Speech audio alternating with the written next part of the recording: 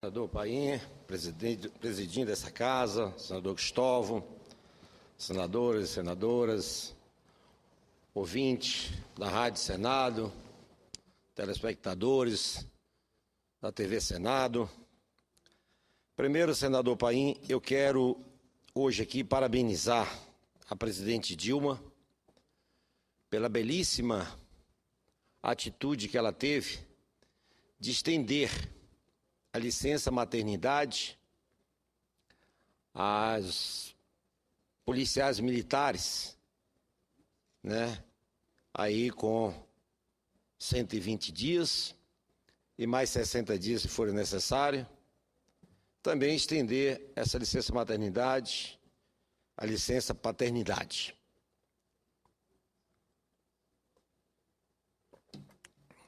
Uma atitude, senador Cristóvão, mais do que justa.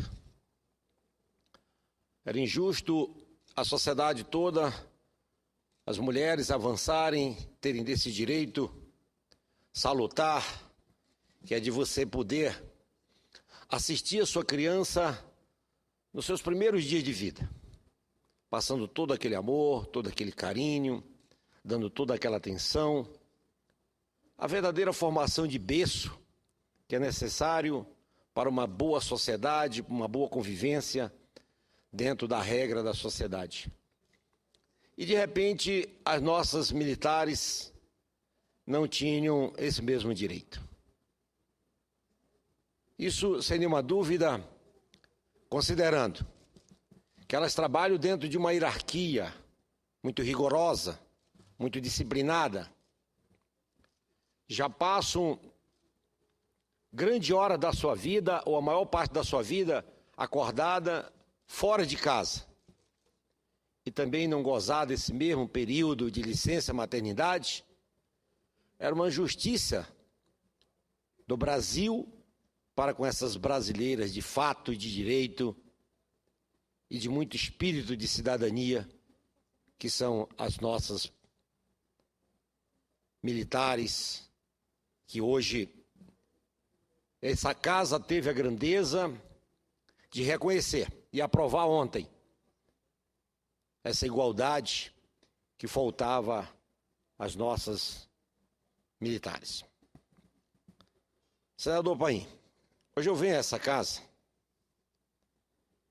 O meu estado de Roraima hoje, ele não tem uma fonte energética segura. Hoje a gente vive de algumas termoelétricas sucateadas, na verdade está sendo implantada mais 3. Mas a energia que é fornecida ao estado de Roraima hoje, ela provém da Venezuela, da chamada linha de Guri, um acordo aí que era para 20 anos. Mas essa crise que hoje toma conta do país venezuelano, crise política, democrática, econômica, social, ela pode ter um fim que a gente não deseja,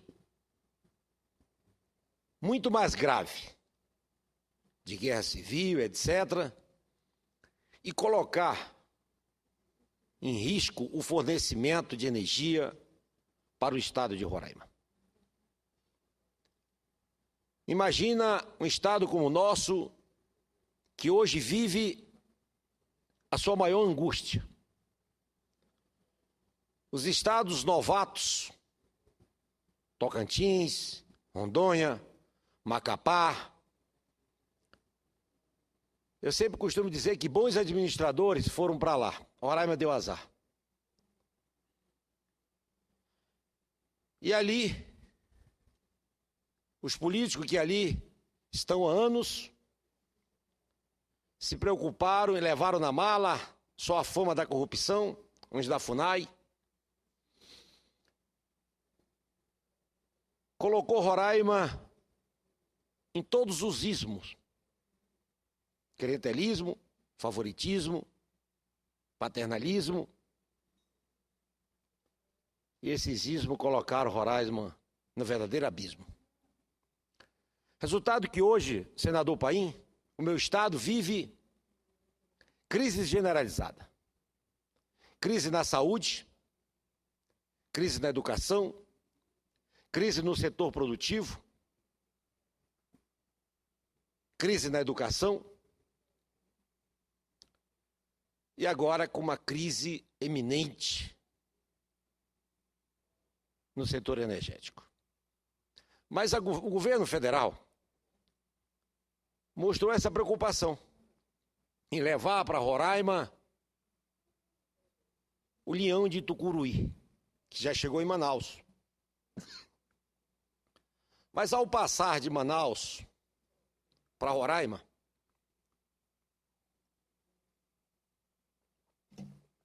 tem um trecho de pouquinho mais de 100 quilômetros, que é uma área indígena, o Aimeri, o Atuari, e que a FUNAI, no primeiro momento, ela aprovou a passagem dessa linha naquela reserva. Mas logo esses trabalhos foram adiados, foram suspensos. E aí começou uma atribuição, senador Paim, de responsabilidade. O ministro da Minas e Energia dizendo que era a FUNAI, a Eletronorte dizendo que é a FUNAI, o grupo de consórcio que ganhou o serviço atribuindo à FUNAI, e aí que pareceu que a FUNAI era o grande obstáculo de tudo isso aí. E eu peregrinei, senhor senador, nessas instâncias públicas. Fui na Eletronorte, fui no ministro de Minas e Energias, e sempre era a mesma história de que eu entrava e estava na FUNAI. Ontem, senador Paim, eu tive a grata satisfação de receber no meu gabinete o jovem Flávio Chiarelli, presidente da FUNAI. E pedi dele celeridade nesse processo, porque não é justo Roraima sofrer esse estrangulamento por uma pequena falta de compreensão. Senador Paim, para minha surpresa, o presidente da FUNAI me disse: senador Telmário, não é a FUNAI que está impedindo. A Eletronorte contratou um conselho indigenista e esses consultores foram quem trouxeram 27 proposições como insanáveis que travavam e que travam essa passagem da energia de Tucuruí. Ou seja, um jogando para o outro, como é fácil atacar a FUNAI, atribuíram a FUNAI. Ora, a FUNAI tem um trabalho bem definido, ela tem que proteger, ela tem que defender os interesses indígenas. É natural, ela foi criada para isso. E um consultor da Eletronorte aponta 27 itens que contrariam essa passagem do leão de Tucuruí naquela área indígena. E apresenta a FUNAI. A FUNAI vai dizer: não, isso eu não considero? Claro que ela tem que considerar. É muito claro que ela tem que considerar. Então, senador Paim, ficou muito claro para mim que tem gente dentro da própria Eletronorte vendendo dificuldades para colher facilidades. Ou seja, conhece como ninguém que o pior fogo é o fogo amigo, conhece como ninguém o trâmite do processo, os interesses, sabe o custo que é você construir uma hidrelétrica e tudo mais. Então, essas pessoas apontaram alguns itens para criar dificuldades e colher facilidade num contraponto. Outro fato que me chamou a atenção ontem foi que ali, no Aimeri Atuari, havia um convênio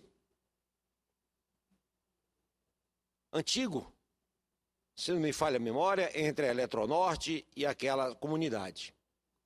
Esse convênio estava paralisado. E ele estava ali instalado por uma exploração de minério, alguma coisa ali. E a Eletronorte, ou mesmo esse grupo de consórcio que ganhou a construção, numa medida achando que inteligente, tentou atrelar a passagem da linha de Tucuruí à reativação desse convênio. Ou seja, uma coisa não tem nada a ver com a outra. Esse é um novo momento, é uma nova situação. E quando esse grupo, esse consórcio que ganhou a construção dessa linha de Tucuruí, ele já sabia que ele tinha que ter um recurso para negociar o dinheiro com a passagem naquela área indígena para fazer os reparos dos possíveis danos. De ordem que um querendo bancar o sábio, o inteligente sobre o outro, quem está perdendo, senhor presidente Paim, é o povo de Roraima. Que hoje os municípios de Roraima, como Caroebe, Baliza, São Luís, Rorainópolis, Caracaraí, Rorainópolis é o segundo maior município do estado, Caracaraí o terceiro. Os municípios do sul do estado, municípios que não estão ainda, graças a Deus, estão afetados com a seca que hoje toma conta, infelizmente, do nosso estado, porque fica ali na fronteira entre o Amazonas e Roraima, e quando é verão em Roraima é inverno no Amazonas, quando é inverno no Amazonas é verão em Roraima, e esse município acabam recebendo essa influência climática dos dois estados. Estão ali vivendo verdadeiros apagões. Municípios esses, presidente Paim, que deveriam estar hoje alavancando a economia do estado de Roraima. Esses municípios deveriam estar hoje fazendo com que o setor primário, o setor produtivo do estado de Roraima, estivesse a todo vapor. Aquele povo que mora ali é um povo trabalhador, povo honesto, de sonhos, de esperança. É isso que me chama a atenção das autoridades, principalmente do ministro Eduardo Braga, um homem da região. Quero aqui fazer um apelo ao ministro Eduardo Braga e vou estar na segunda-feira entrando em contato com ele, pedindo a celeridade nesse processo. Que agora determinaram que só vai preciso que tenha uma audiência pública para ouvir as comunidades. Ora, deixa eu falar uma coisa. Essa história de audiência pública eu conheço bem. Você tem o antes, o durante e o depois. Acaba que uma audiência pública dessa seja manipulada. Acaba que a gente chover no molhado. É preciso que os órgãos federais se entendam, se encontrem e tragam o mais rápido possível a resposta que o povo de Roraima está precisando. Isso é uma vontade política. Isso é um desejo político. Isso é responsabilidade com o Brasil, com o ente federativo, que é o estado de Roraima, desse país tão rico que é esse continente brasileiro. Roraima hoje está pontuado numa parte brasileira que pode muito bem contribuir com a economia do Brasil. Roraima tem riquezas imensuráveis, desde o petróleo, do nióbio, senador Cristóvão. O nióbio, que hoje é a fortaleza da base da educação do Canadá, que só tem 2% do nióbio do mundo. O Brasil tem 98%, a maior parte no estado de Roraima. Está aí adormecido. Está aí quieto, senador Paim. Um minério importantíssimo para o mundo. Nós estamos indo aí ao fundo do mar buscar o petróleo. E o nióbio, a flor da terra, esperando a sua exploração. E ninguém fala disso, mas eu estou fazendo uma matéria para a gente tratar especificamente da questão do nióbio. Então, quero dizer que Roraima, eu só toquei, a grosso modo, hoje, de 10 países do mundo, o Ministério da Agricultura selecionou, todos os países do mundo, o Ministério da Agricultura selecionou 10. Entre esses 10 está a Venezuela, senador Paim, como parceiro comercial do Brasil, principalmente em artigos alimentícios. E Roraima, território brasileiro, povo brasileiro, não está incluído como um estado que possa fazer parte desse processo de fornecer ao país venezuelano, com quase aí 30 milhões, uma São Paulo do nosso lado, esses artigos tão necessários. Portanto, hoje, eu vim à tribuna do Senado fazer esses esclarecimentos ao meu povo, ao povo brasileiro, mas especialmente ao povo do meu estado, que ali, senador Paim, a maioria dos meios de comunicação, apesar de ser uma concessão pública, é dominada, controlada por uma oligarquia danosa, verdadeiras aves de rapinas que tomam conta para abafar a verdade, e a verdade acaba não chegando até o nosso povo mais sofrido, mais humilde. Eu costumo dizer, senador Paim e senador Cristóvão, que água mole em pedra dura, tanto bate até que fura. Fura não pela força, mas pela insistência. E os meios de comunicação, senador Cristóvão, que falava em reformas, que vai dirigir, olha como Deus é bom, que vai dirigir a comissão de tecnologia que correlata essa questão. Senador Cristóvão, Vossa Excelência leva aos ombros uma grande responsabilidade para democratizar o sistema de comunicação nesse país. Muita gente usou a influência política para monopolizar os meios de comunicação, principalmente nos estados menores, mais carentes, para implantar o coronelismo, a ditadura dos meios de comunicação, de forma, só quem sentiu na pele como eu senti, senador Paim, de forma violenta, bárbara, coisas absurdas, eles jogam no meio de comunicação sem o menor grau de responsabilidade, sem saber a quem eles vão ferir, magoar.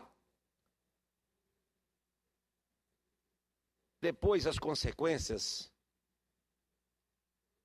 eles tiram no nada. No nada. É uma verdadeira um verdadeiro império, senador Cristóvão, dominado pelos poderosos através de laranjas. De laranjas. Vossa Excelência, também incumbência, e eu acredito em Vossa Excelência, de com a mão democrática, com a mão de brasilidade, com a mão da sensibilidade, conduzir essa comissão tão importante dessa Casa Legislativa do Brasil. É preciso que Vossa Excelência sente ali com essa concepção, com esse sentimento de que essa concessão pública não pode servir a poucos contra muitos, e sim a muitos. Então fica aqui o meu apelo, nessa oportunidade ímpar, para que Vossa Excelência sente naquela comissão, levando na consciência essa concepção de que é preciso uma profunda reforma nas concessões dos meios de comunicação. Concedo a palavra ao senador Cristóvão.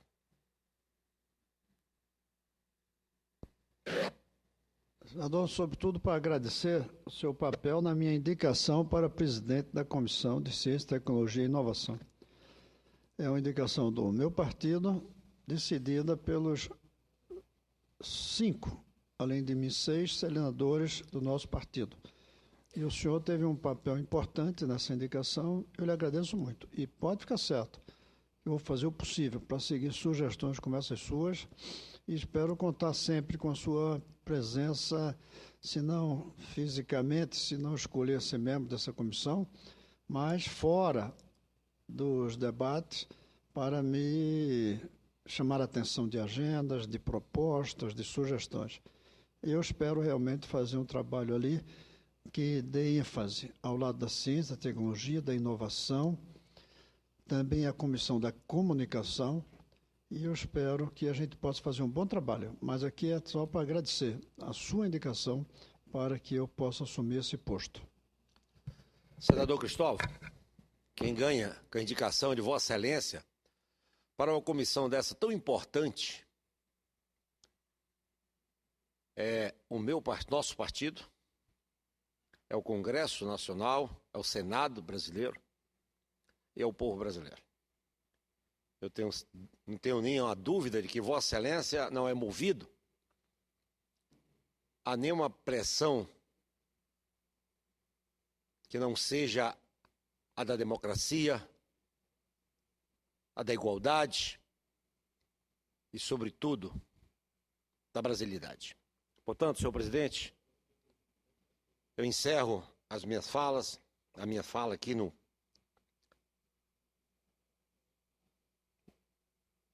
Senado,